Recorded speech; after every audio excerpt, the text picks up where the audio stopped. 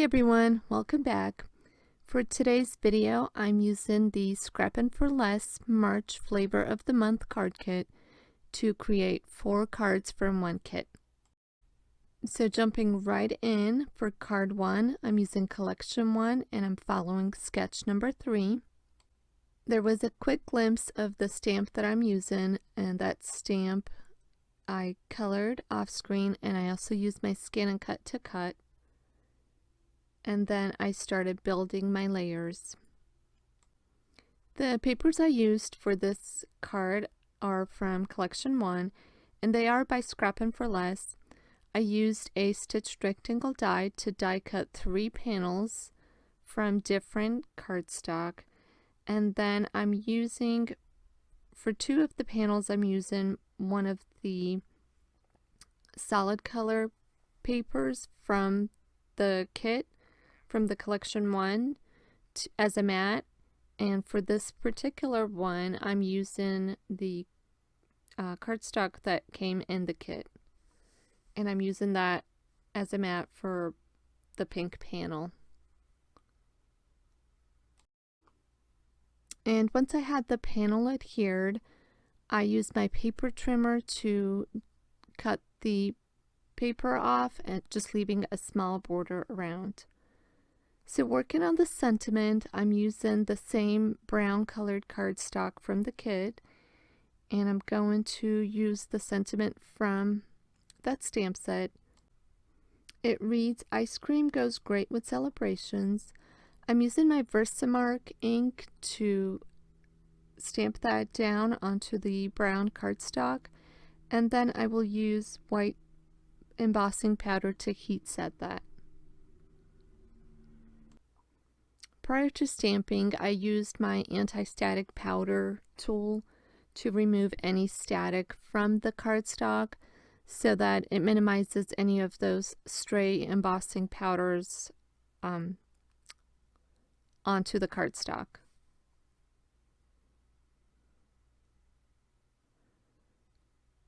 And then I'm using a Lawn Fawn banner die to die cut the sentiment out.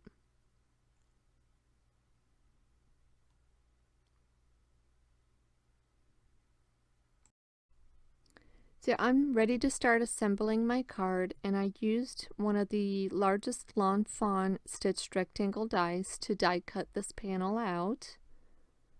And then I'm just taking my tape runner and adhering that to a white card base. And then I lost part of the footage where I created these panels, but I basically did the same thing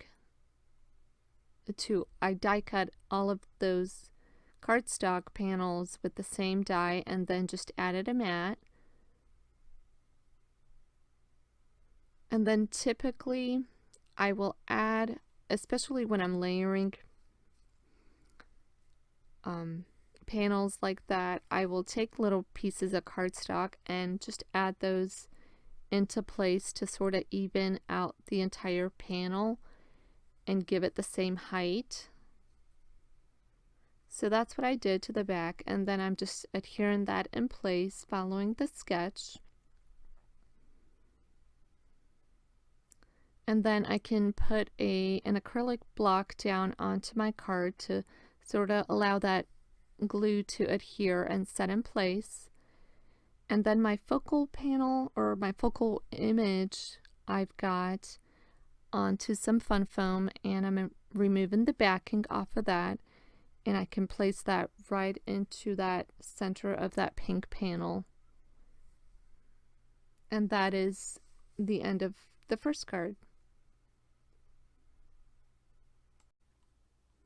Okay, so for card 2, let me just preface this by saying that I typically do not make shaker cards because I struggle to make those. I somehow always get lost in the process, and I think I just need a little more practice.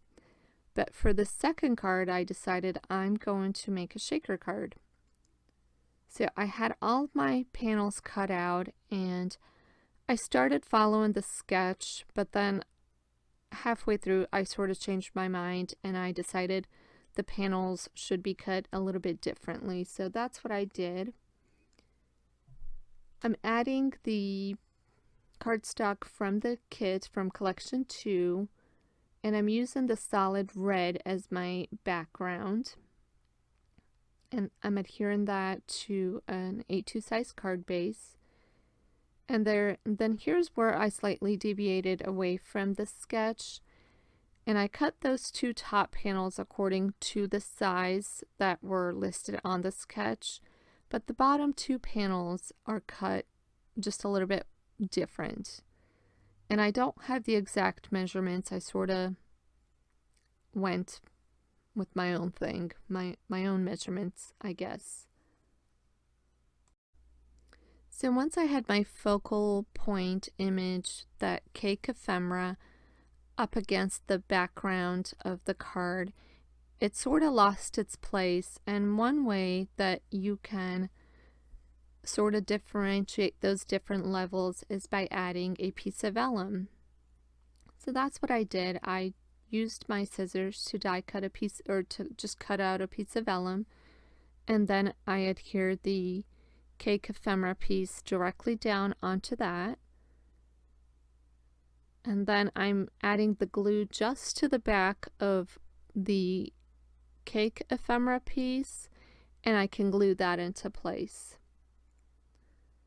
So even though you could still see the pattern behind that vellum, it sort of just distinguishes those layers and makes that ephemera piece stand out just a little bit more. So here I'm adding some adhesive, some strong double-sided adhesive to the frame that I'm going to use for my shaker bit, and this is where I start running into trouble. I think the frame may have been just a little too thin, and when I added the acetate, it sort of lost its shape and it went slightly off skew, so my frame ended up looking a little bit skewed, which kind of added to the card, but that wasn't really the look I was going for.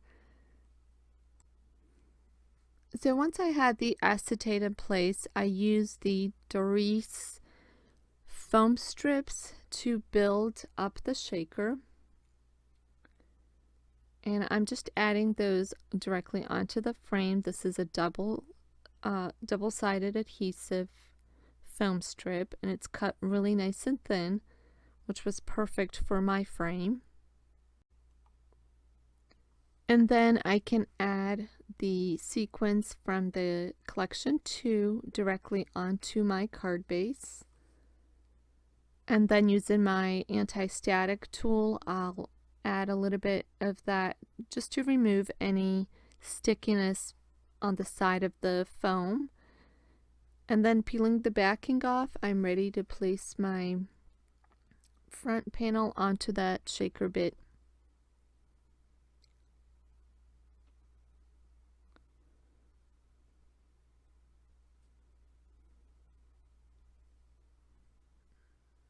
And I try as best as I can to line it up and press it into place.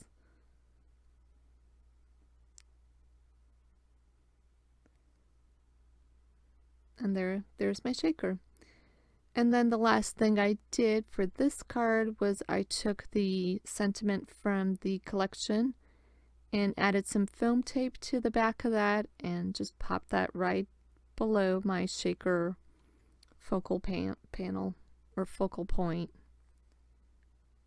and that will complete my second card.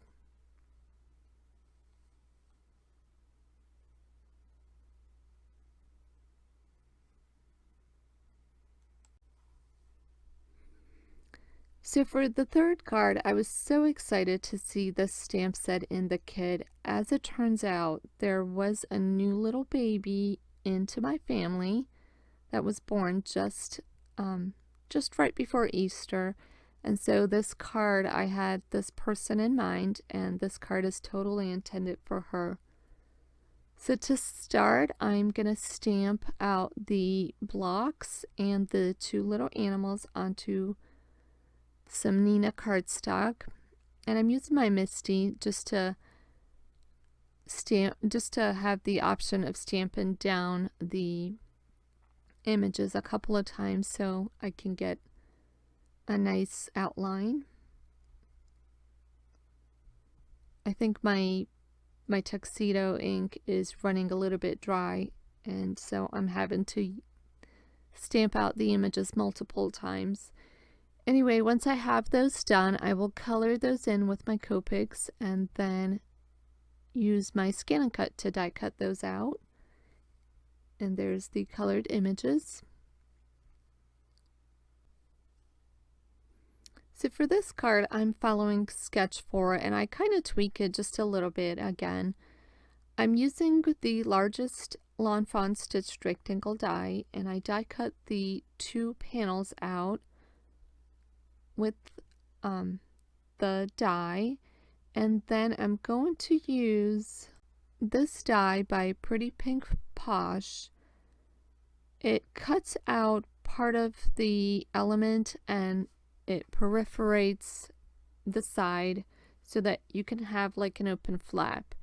And my intention with this card was to have those two little critters pop out of those flaps, but in the end I sort of changed it around and I cut those off.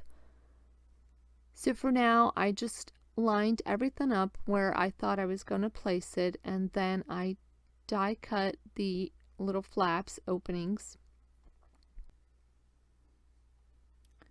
So working on the card base, I'm adding the thinner panel directly down using some liquid adhesive.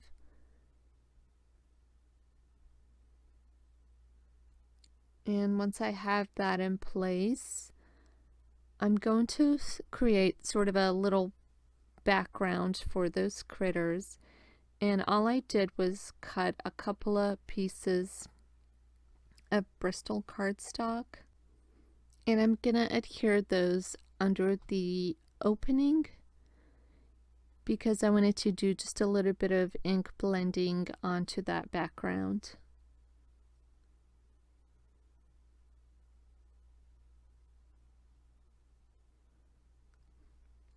And I should have just marked it to make it a little bit easier on myself, but it's okay.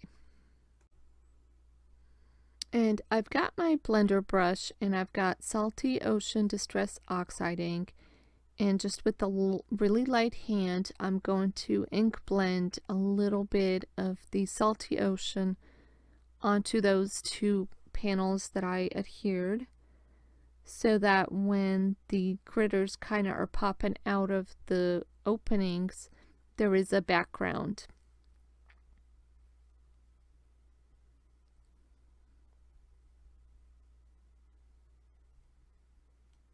And so when I have that done, I use some 3M foam tape to add to the panel, and then I can adhere that down.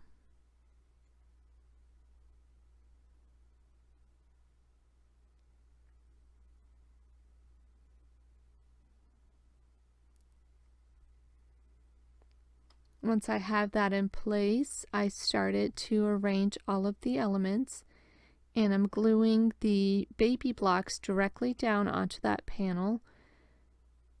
And in the sketch there are 3 diamonds as the elements inside on that sketch. So my diamonds are no longer diamonds, they're half circles, and my third diamond is the baby blocks. So that's where I deviated from the sketch.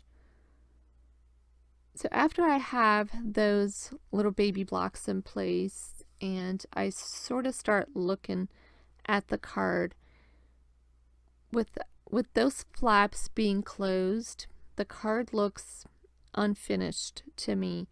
So what I decided was I'm gonna cut the flaps open so that it's just an opening now, And I'm using my X-Acto knife to just cut that off. And it was real easy. It was a perforated section, and then I just cut it off with my X-Acto knife. And I'm kind of going slowly so that I don't cut all the way through to the layer underneath, because I didn't want to damage the ink blended background.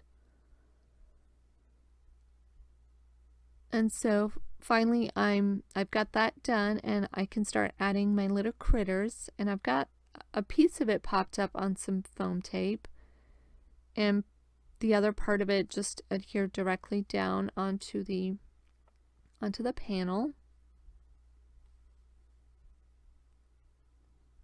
And I will add the little bunny in the bottom corner.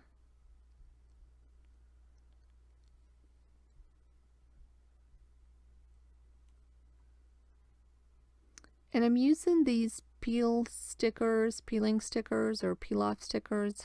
I'm not sure what they're called. And I'm gonna add that in between the two patterned papers just to kind of section it off and finish off the panels to give it more of a finished look.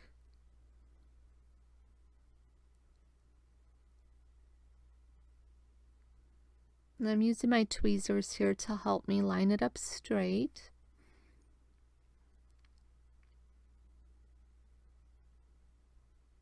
And then I will just use another one of those stickers for the bottom section and cut off anything extra that overhangs.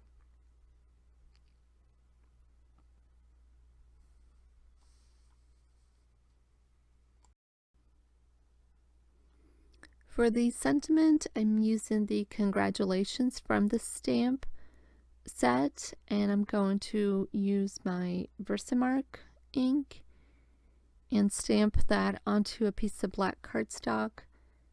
Then I will heat set that with white embossing powder and cut it into a banner using a die. I believe it's a Lawn Fawn die. And then the only thing left to do to complete this card, I added some fun foam to the sentiment, and I'm putting that into place between the two little critters. So for this last card gave me, I think, the most trouble out of any of the cards that I made, even the shaker. I love the card design of this card, and it's pretty simple, but it just, I don't know, I had so much trouble with this one. So anyway, I die cut a panel using the largest Lawn Fawn stitched rectangle die, and then I used a My Favorite Things stitched frame die to die cut the frame out of the craft cardstock. So this is where I started running into trouble. The piece of acetate with the gold specks on it was cut just enough to go across the panel, and there was no easy way to adhere those two together. And for whatever reason, in this card design, they had to go together. So what I ended up doing was adding some double-sided adhesive to the frame that I die cut.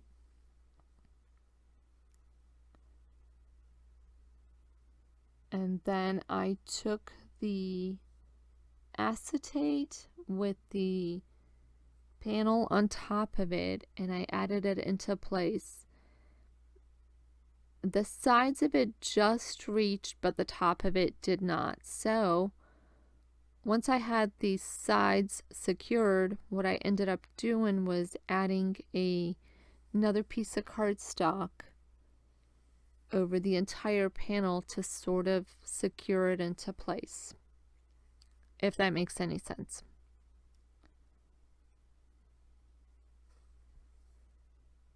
It just took a little bit of trial and error to figure it out, but I think I finally did get it and it worked out fine. To sort of dress up this back panel, I'm using this Heidi Swap Color Shine gold paint spray, I think, to add splashes of the gold onto that panel, which kind of ties into the gold acetate that I added to the top of the birds panel. So I'm just kind of flicking the liquid onto that panel and I set it aside to let it dry. I took the sentiment that was in the collection, and this is a sticker. I'm just removing the stickiness from the back of that sticker by adding my anti-static powder. And then I'm using some fun foam to add dimension to that sentiment. And again, I'm just building up the sentiment so that it's kind of even layered with the focal panel. And then one of the papers from the kit had this, I think that's a lotus, as the focal center, and I just fussy cut that out, and that's my little side banner that was in the sketch. And so there are all my cards that I made using this kit. I hope you like them and you found them inspiring. If you did, leave a like on my. I will leave all of the supplies that I used linked down below in case you're interested, as well as on my blog. That's it for this one. Thank you so much for watching, and I'll see you next time.